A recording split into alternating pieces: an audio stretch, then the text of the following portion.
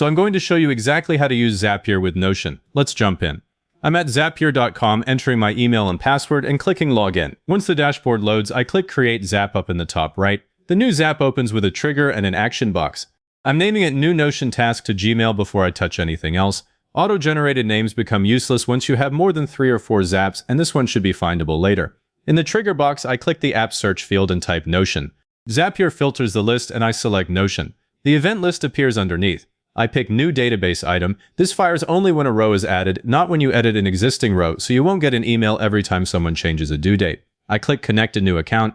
Notion opens its own window and asks which pages Zapier can access. I select the page that holds my task tracker database, then click Allow Access. The window closes and Zapier shows Notion is connected. This page selection is where most people mess up. If the database lives on a page you didn't check here, the next dropdown will look empty. Now the database field appears. I click it and choose Task Tracker. Zapier pulls in the latest row as a preview, so the property names and values from your own page show up on the screen.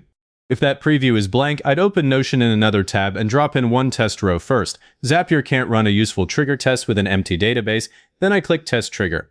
Zapier makes the call and returns a sample row with a green check mark. I always look at that sample row before I move on because it proves the page permission, the database choice, and the field types all came through together. Next, I click the plus below the trigger to add an action. In the search field, I type Gmail and select Send Email. The action setup opens and shows the to, from, subject, and body fields. I click Connect a New Account, choose the Google account, and click Allow so Zapier can send as me. The Google permission screen closes and Gmail shows as connected. The From field defaults to my primary Gmail address, so I leave it alone. Back on the action card, I click the To field and type my own test address. Never point the first test at a real client or list until the data comes through exactly right. In the subject field, I click the small plus icon on the right, scroll through the Notion trigger data and select task name.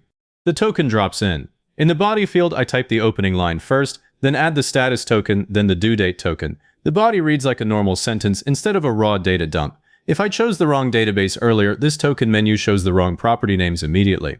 I click Test Step. Zapier sends a test email to my address and shows a success message with a timestamp. I switch to my inbox and open it to confirm the subject is not raw code and the due date shows in the body. If the body looked empty, I'd go back and recheck which Notion properties I inserted. Back in Zapier, I click Publish Zap. The toggle turns on and the Zap starts watching the task tracker database immediately. I wouldn't publish before the test email arrives because a silent action failure here is annoying to track down later.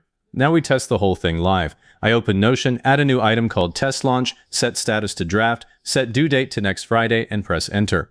Back in Zapier, I open Zap Runs from the left menu and the run is sitting there. A green check on both steps means the trigger saw the new row and the email went out. I can click into the run to see the data, but the green check is enough for now. One thing that breaks this later is renaming a Notion property. I open the trigger step and click Test Trigger again after any rename. If you skip that, Zapier keeps looking for the old property name and the field tokens come out empty. For more Zaps, don't build from scratch. I click the 3-dot menu on this Zap and choose Duplicate, then change the trigger database to another board. That keeps the Gmail action and the connection settings in place. If this got your Zap running, hit the like, subscribe, and leave a comment saying it was helpful. Comments are what push this to other people looking for the same thing.